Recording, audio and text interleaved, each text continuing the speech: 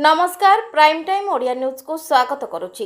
आज सकाळ 10टा ठारू बारिपदा सहरर मधुबन पड़ियारे खूब भीड़ परिलक्षित होइतिला।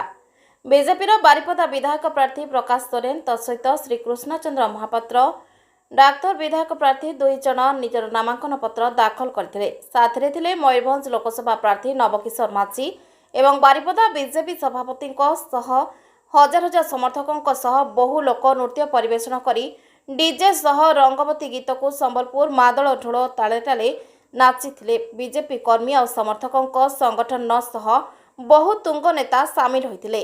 सहर परिक्रमा करी जिलापालक ऑफिस जाई पहुंची भरिथिले निजर नामांकन एवं एहार प्रभाव रे आज बारिपदा सहर फाटी पड़ुथिला।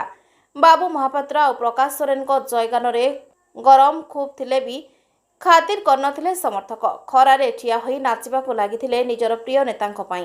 आ नामांकन परे दुई नेता निजर वक्तव्य रखिथिले। मीडिया रे मोदीजी द्वारा दिया जातुबा ग्यारंटी विषय कहिथिले। प्रेस विज्ञप्ति रे मोदीजी जयगान करी बारिपदार सर्वांगीन उन्नति पई मु कार्यरत अछि रहिबी मध्य कही मत व्यक्त करथिले।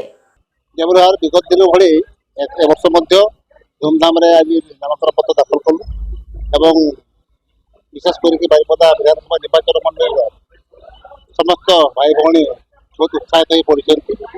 बारिपदा सहरटा किसी रही भी आम दुमसा मादल बाजार पूर्व बाजार ये प्रकपित होती जना पड़ी। आप भाई भौणी मैंने बारिपदावासी समस्त उत्फुल्लित अच्छा देखो। बर्तमान जो परिस्थिति केवल मो सपक्ष नुह सारा ओडिशा आज बर्तमान देखा जो भ्रष्टाचार सरकार को केमती हटेबे एवं सरकार परिवर्तन करने साधारण जनता निष्पत्ति विषय एवं विशेष करके आज विधानसभा सारा ओडिशा डबल इंजिन सरकार करने देखो।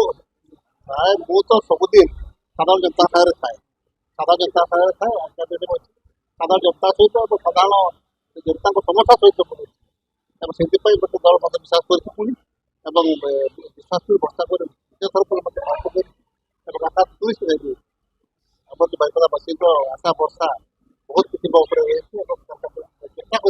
बारिपदारू Sushant Nayak report prime time Odia news.